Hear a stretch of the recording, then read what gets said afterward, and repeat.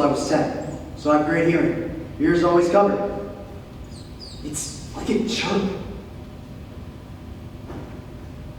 There, again! The bodies, they're making a noise. Which bodies? All of them. Sunday morning, we had 2 mysteries. Sunday afternoon, we had 3. What happened to these people? What were the sounds Ephraim was hearing? And again, the doors.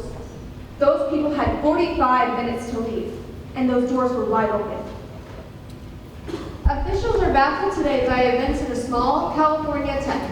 Our top story, a real mystery. Un evento misterioso.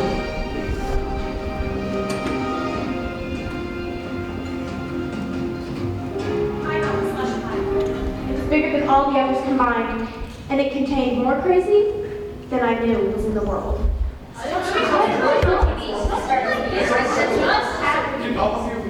That must have been one foreign play. Transcript of a phone call from Seattle, Washington to the Oak Box Hotline, October 7th, 7:32 p.m. Oak Box Hotline. Hello, my name is Mary J. I'm a professor at the University of Washington. What I'm about to say, it's gonna sound crazy, I'll be honest. Uh-huh. Is this a secure line? Yes? Why? I need to tell you something, but you have to promise not to hang up on me. I can't promise that. You've got a theater full of people who've fallen unconscious. Yes? By now you probably realize that they were attacked one by one. How do you know that? I think you're dealing with something called Faranox. Faranox. What are Faranox? Start with what they're not, which is human. I'm gonna hang up. Are all your victims still alive? Yes. They won't be if you hang up. You have less than a week before their hearts start to stop. Faranox. They're not human, but they look human. Why wouldn't anyone else have heard of them? Hello? Hello, is somebody there? Sorry, I thought I heard something. You haven't heard of Faranox, because they don't want you to, and, well, because the attacks are rare. You know, Faranox are like locusts. They attack every 16 years. There was an attack in Golspik, Scotland in 2009, and another attack in Iceland 16 years before that, and then 16, and then 16. This is swarming behavior. The creatures attack, mate, and then die.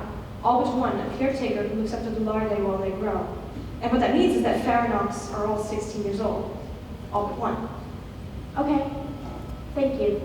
I've made notes of your call and we'll get back to you if necessary. Were there an unusually high number of new students at Manitowoc High School this year? Yes.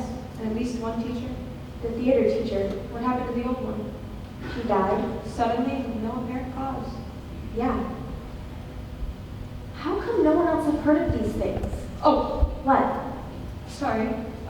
My house must have blown a fuse or something. I can't see a thing. There are 4 of us currently hunting Faranox. At the same time, the Faranox are hunting us. Of course, they have the advantage. Which is what? They know for sure that we exist. Who are the other 3 people hunting them? There's a zoologist in Colombia named Ketan Muguruza. There's an evolutionary biologist named Lisa Tang. And there's a professor at the University of Toronto. He studies fear. Who's there? Who's there? Then I heard a click. Call ends at 7:37 p.m. I sat in the call room thinking I had a choice to make. I could march into Sergeant Brock's office and say, I know this sounds crazy, but I think I might be onto something. Or I could move on to the next call. It's ridiculous, but I believed him. But I was new at work, and I was already screwing up. I moved on to the next call. At first, we didn't know what we were studying. Hunting. As it turns out, the key had already been discovered by a Colombian by the name of Ketan Muguruza. She and her postdoc, Emilio Penti, had won the 2021 Nobel Prize in Biology for their work. Estábamos estudiando algo que la gente ha hablado los siglos. We were studying something people have been looking for centuries. Se llama de enigma es viuda negra. It's called the black widow conundrum. When an insect gets caught in a black widow's web, the spider doesn't attack straight away. It follows a particular, almost ritualized set of movements. The struggling moth knows something approaches. Slowly, the widow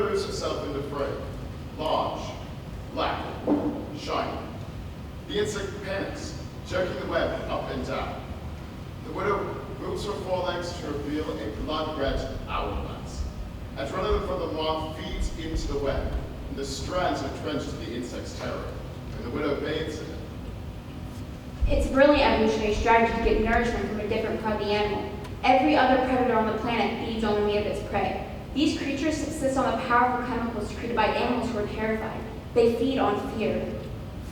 A creature that feeds on fear has a different hunting strategy than one that feeds on flesh. If terror is what sustains you, you have to create it. And so, Ferronox do not chase their prey. They trap it. The Venus flytrap and the black widow are the two most famous Ferronox, a plant and an insect. Then there's an evolutionary jump. The idea that a species of Ferronox might be capable of mimicking humans was so hard to get over, we had to take a step back and ask not how this could happen, but why? Why would it be worthwhile to hunt humans when there are thousands of other animals who are easier to capture? Evolution follows the prey. The juicy of the prey, the more clever the trap. Ferronox's chosen prey, their only prey. Other creatures on Earth were susceptible to fear. Human brains evolved in a way that made them incredibly good at seeing threats on the horizon. Such sneaking at grass or branch. What's that sound lying in thunder? All that worry could keep us alive for 100,000 years, but when we emerged from the jungle, it didn't go away. It just repurposed itself. So now, instead of being worried about being eaten by a tiger, we worry about tomorrow's math test. All of the anxiety we produce is completely useless to us. But from a Ferronox point of view, it makes us the equivalent of a large, slow-moving steak. The obituary of Marion J., professor of neuroscience at the University of Washington. Professor J was well-liked and well-respected. His unexpected passing was not a cloud over the campus. Professor J is survived by his parents, Martin and Pamela J., and by his grandmother, Elma Lane. Interview with Kenosha Silverling Johnson, October 5th, 8:15 a.m. Minichap High School, second floor counseling office. Do you know why we're having this conversation today? Because of yesterday? Can you be more specific? Because of what happened in the woods? We're here because of what you told people happened in the woods. It happened! You talked to a lot of people yesterday, and you told them the same story? Yeah? Are you sure that story is true? Or is it possible you made some of it up? It was all true. So that's why we're here, Kenosha? Because of the story in the woods? That story couldn't possibly have happened. When Kenosha came out of the womb, she was perfect. But when she was 3 weeks old, she had a seizure. We were so afraid that we'd lose her. You could tell right away that something had changed. I remember Kenosha's first day at Minichap. She'd gone to an audition board, but the string on the pencil was broken. So I said, if you audition, I've got a pen. And she said, my name is Kenosha R. Silverling Johnson. So the joke very quickly went around. I don't know who said it first, that the R. The R. The R. The R was to distinguish herself. From all the other Kenosha Silverling Johnson. The kids at her old school could be so mean. Minichap was supposed to be a fresh start. Thinking back, that was a bad start, because you always had that in your head. You had a little bit of distance. Kenosha had all the right emotions, like grief and nervousness and happiness, but they weren't wired right. Like, she grimaced to say, I love you. She spent her whole life studying other people's emotions, and she got quite good at it, but you could tell that she was acting. There was one thing, though, that she could never manage to do, and that was to lie. What do you do with your hands? Do your eyes look up or down? It was too much information for her to calibrate. She once told me that she couldn't go to homecoming with me because her uncle was an astronaut. I didn't believe her and didn't want to go with her, but it still made me feel bad. I'd give her lessons. I'd say, the situation is you're over 2 hours late and I've been trying to reach you. I'm angry and I'm frantic. Go. She'd go blank. Now you tell me that your phone ran out of juice, and she was horrible. I'd say to her, Kenosha, you have got to master this, or you're gonna have the most boring teenage years of anybody on earth. The bench incident really was an accident.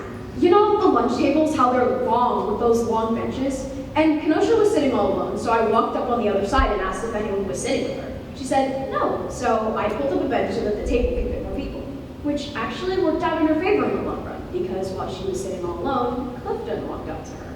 Clifton, where to start? Clifton's kind of perfect. I think he's really, really nice. Kind. So sweet. We don't have homecoming kings or queens or any sort of prom royalty, but if we did, he'd definitely be both kings. He just walked up and asked if he could sit with her. There was one thing, actually. When I saw her for the first time, her phone rang, and she didn't even look at who it was, but she made herself smile, and you could see it in her voice. The next thing you know, I'm in the cafeteria and she's making him laugh. A lot of times she was hilarious on purpose, but not always. Once she made me laugh so hard that His head literally hits the table. And once she said, "I like you more than water." And then you'd see them everywhere together. He'd laugh and put his arm around her neck. I couldn't tell if it was romantic or not. So it's basically a week in the school, and then this new girl saying it's an audition for only the strict one that has his broken. Well, I've always wanted to be in a play, so I did some research and I found the best book about acting, which is called Uta Hagen's Respect for Acting. It's pretty famous and it's good. You should definitely read it if you're interested in acting at all. We had talked about the idea of Kenosha being involved in theater because I thought she'd be quite good. She was so good at mimicking people's emotions. I said, you know what, sweetheart, go for it. Kenosha, that story that you told people yesterday, it made them anxious and it scared them. Did they cancel the play? No. It didn't scare them enough. Why do you want the play canceled? Something bad is going to happen. What's going to happen? Can you tell me that? It was pretty early for the fall play to be happening, but we just went with it. We all just assumed it had something to do with Miss Pendulum tragedy. Lawrence Pendleton was one of my best teachers. Such a shock. 2 days before the start of the school year, bam, dropped dead of a heart attack. She was 38, didn't smoke, exercised. You know how that just happens sometimes? She came home the day of the audition and she burst in the door. So I said, how'd it go? She said, I nailed it. I saw her audition. She was really good, but I told her you never know. The next day, she calls me from school and she's talking very fast. She says, I didn't get the part. And I say, well, you know what, sweetheart? Sometimes that just happens, you know? We don't get everything we expect. And she says, but I was the best one.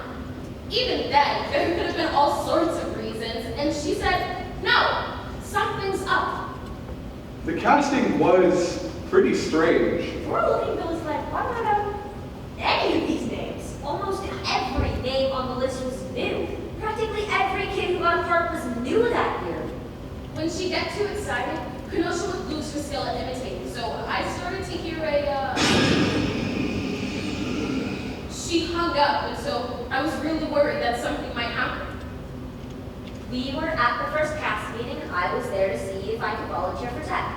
Kenosha comes marching in, and she starts to make some sort of announcement, but then she doesn't. She started to make beeping noises. That was a panic attack. She fell down hard on one knee. She couldn't breathe. She literally crawled out of the room. A person would tell a story over and over again. It gets a performance aspect to it. They subconsciously know what things are getting a reaction, and the more they tell the story, the more they lean into those aspects of it. The story doesn't get so much memorized edge. She said, I'm going to tell you a story. Please just listen. She said, please just listen. Please just listen. Yesterday I made it out of school, but I hit my left knee. Right here, so I couldn't go very fast. I was allowed to walk home on the highway as long as I faced the traffic. I looked back and there were 3 people way back, and I knew I had to get away from them. There's a strip of forest from the highway and the Walmart parking lot. But before I jumped in, I looked behind me, and they were way closer this time. The forest is deep, but I cut through it all the time. The forest is deep, but I cut through it all the time. So I knew I had an advantage. But when I looked back, I got so scared. So scared. when I looked back, I got so scared because they turned in right after me. They wanted me in the forest, and they were fast. And then this noise, crazy loud. The loudest thing I've ever heard. I ran. I ran fast enough to see. I looked back once, and this was the thing that scared me the most. One by one, their eyes lit up. Which I know sounds crazy. I could hear music up ahead of me. I remember there was a mini carnival in the Walmart parking lot. It was nothing special, just some bumper cars that took the world. I I knew I had to get there, but I didn't know how. All I needed was to get to them. Well, when I was behind me, there weren't 3 pairs of open pots. There were 2. Where's the other one? And I have to choose. Do I make it to the parking lot carnival, or do I hide in the forest? I know I'm close, but for some reason the scariest idea is that I just barely make it. Then the third one's there and grabs me in his arms. And I can't do it. I can't go forward. People don't naturally look up because we have no predators from there. So I start climbing a tree. I climbed an oak. A live oak, and halfway up I freeze. The 2 of them get to me, and then the third one does. They don't see me, even though their eyes light the ground. They start to argue. They start to argue about whose fault it was. Then the 2 of them grab the third one, and he starts to scream, "Please, no!" They hold his head, and one of them whispers something in his ear. He whispers it, but I hear it completely clear. The third one whimpers and falls dead onto the roots of the tree. What he whispered was, "Can I tell you a secret?" Kenosha, can you concentrate just a little longer here? You said their eyes lit up. Could those have been flashlights? No, I know the difference. Have you ever heard of anyone with eyes lit up? No. So, is it possible you imagined it? If what you said happened in the woods, then there should have been 4 sets of footprints, right? But they only found yours. They must have erased them. The police followed the track to the tree, just like you said. But there's no body. They moved it. And what about the sound? The sound that they were making that seemed like it was coming from everywhere? It was a foghorn. There are no foghorns within 200 miles. It was a foghorn. Foghorns are an example of a phenomenon called diatomy. Sounds that mean different things in different contexts. In the distance, a foghorn is comforting. It tells you you're safe. But if you hear it loud, it's terrifying. You're too close. It's too late. After the story in the woods, Kenosha just didn't want to go to the south wing of the theater at all. Not even to the chem lab. And I said, "Kenosha, you're putting your whole chem grade in jeopardy right now." But she just didn't want to go anywhere near that theater. She started to talk bad about the play, saying, This play is like a malady, even though I had no idea what she even meant. She told me that this play would be like a sick dog, only scarier. She said it would leave a greenish taste in my mouth. It's amazing she had time to go to class. She talked with over a quarter of the school. She pulled me aside and said, "Please, don't go to the play. Let's play charades that night." We should have a movie night. She said, "Please, please, please don't go to the play." And I said, "Kenosha, I'm in the play." She was so scared to go to the play, but of course she ended up going anyways. She thought she could save all those people. My brain has an anchor right here. It weighs on my thoughts and I can't see through it. Please, I like you more than water. Kenosha told everyone she met that the play was going to end in horror. I knew she couldn't lie, and I still didn't believe her. Email from Mary and J. Weigel and H. October 4th, 3 days before Mary and J's death. Feronox are perfect replicas of people. These things, they pass for human everywhere. They mimic our emotions. And the only person who's ever been able to detect a Feronox was someone who was mimicking emotions herself. It was a girl who disappeared. Kenosha. Email from Mary and J. Weigel and H. October 5th, 2 days before Mary and J was found dead in the study. Ms. H, please respond to me. When Feronox attack, it is 99.9% fatal, like rabies. Once you're attacked, you have up to 2 weeks before your heart stops, but it's going to stop. In the whole history of the times this has been happening, there's only ever been one survivor. I was still working on the slush pile. There was only one person who knew what happened in that theater, and if I wanted to talk to her, I was going to need an angle. I marched into Sergeant Brock's office without knocking and said, "Let me talk to the girl." I said, the girl's useless. She said 4 words to that fireman, which doesn't make sense. That girl wanted out of there. What if what she said was 4 words? 4 words that someone said to her in that theater that night. Let me talk to the girl. I can get those 4 words. With all those bodies in the theater, it felt heavy and warm, like a greenhouse. It was 241 bodies, but they put IV tubes into them, so the IV bags were up to here. that's what you noticed at first. It was actually kind of beautiful because the theater was so dark and those bags glowed. He came to me and said he wanted to take some time off. He said, "I'm sorry, I need all hands on deck right now."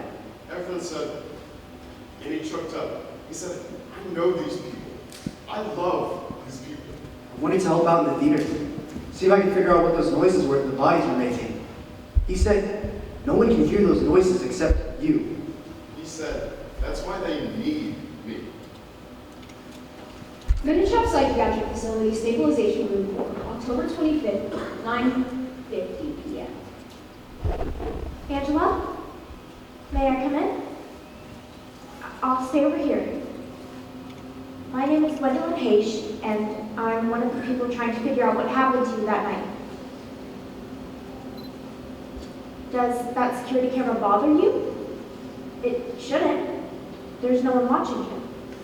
It's only there in case something were to happen, which it won't. Then we can look back at it and see. I feel like I know you. Every person I've talked to, everyone. When I mention your name, their whole voice bubbles up. They talk about your soccer and your sense of humor and that CPR class you organized. Right now, a lot of people need your help. I have this theory about what you said to the fireman. He heard 4 words, but what I think you said was 4 words. Can you tell me which of those it was? I have a question I want to ask. Get away from me! I'm sorry. Get away! I'm sorry, Susan. Help me! Theater Camera 1, October 25th, 2:45 a.m. Anyway, Emily, I'll be back to check on you later.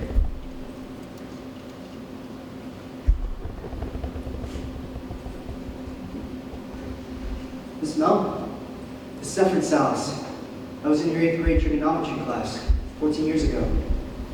I wanted to make sure you were safe and comfortable, but that's not all. I know you can hear me, and I think you're making noises. You and everyone else in this theater. If you can make any noise, I'll hear you. I have great hearing. Try it for me. The year I was in your math class was the year those midterms got stolen off your desk before you had the time to grade them. Make a noise if you remember that. For me, it was a nice memory because I was one of the 6 kids who had that period free. And instead of making me a suspect, you deputized me. I never really told you how much that meant to me, to be trusted like that. That whole experience shaped who I wanted to be. It's part of why I fight fires. So, I wanted to tell you, I did steal those tests. Hey! Quiet! She made the noise. Nobody heard that. Do it again, just one more time. You gotta keep your voice down. They can hear us. Minichop Psychiatric Facility Stabilization Room 4. Thank you for seeing me again. Answer every question I ask. Pause for more than a second, then I kick you out. What's a book you read in high school English? Hamlet. In 15 seconds, tell me your life. Born and raised in Indiana, moved to New York City to be an artist. Didn't work out. Met my husband. We moved here so I could pursue law enforcement. My daughter's in 3rd grade. 6 times 8. 48. What are you most afraid of? Millipedes. What's the secret? What secret? Tell me the secret or I kick you out! I don't know what you're talking about.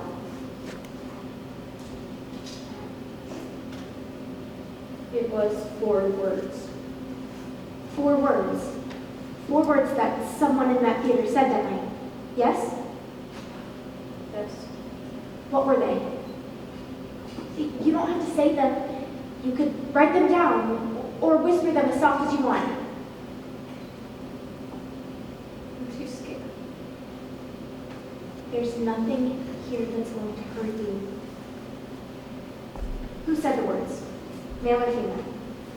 Female? Adult or student? Adult? What were they? I'll tell you next time. Give me the first word. Just the first word. The. The. The first word is the. Thank you. Theater camera 3. There are scientists in Guangzhou, China that have this therapy that seems to help in coma patients. It's this machine that makes sound waves, and it's so big they have it in a cargo plane that's flying over the Pacific already. Oh, and there's a group in Cape Town that are sending in these drops that go into your eyes that seems to stimulate the brain function. In all over the world, in all different ways, people are praying for you. Never. Captain Donovan, Bad news. EEG results say that. None of the body show brain function. no brain function they can measure. It would register.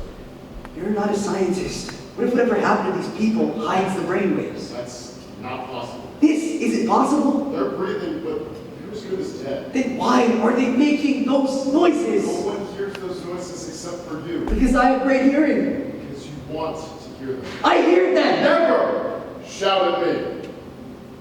Sorry. It's not good for you to hear so much. It gives me strength. It doesn't make any sense. It's the last time you slept. I don't need sleep. They're sleeping for me. Oh, you too. Okay, fine. I'll sleep. Minichov Psychiatric Facility Stabilization Room 4. Angela, I brought you something. I hear you're good. Are you too achy to play? Here.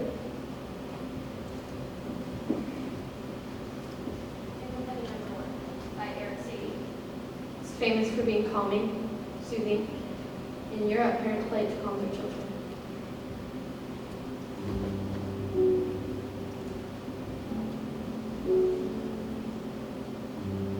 Beautiful. When you're ready, what's the second word? Please. Good. The plays. And the third? Let the music calm you down. Not. The play's not. And the fourth? Over. The play's not over. Thank you. Why does that scare you, Angela? Theater camera 4 and 6, October 14th, 4 p.m. Captain Donovan, I figured it out. I know what's going on. I'm here to escort you out. No, Yes, my friend. I figured it out. I'm worried about you. Have you ever had that dream where something scary is coming towards you and you can't move or you can't make a sound, but you can make these tiny little squeaks that only people outside the dream can hear? They're trying to scream their way out of there. Effort. You know I like you. I think you're respected. I do. You're not in your right mind. I'm fine. I disagree. More than you to come with me. They need me here. There's no they there anymore. I can hear them. They're breathing. They're as good as dead. I need you to come with me. Or what? Or you're fired. I don't care about that. No department in the country will hire you. I'll change careers.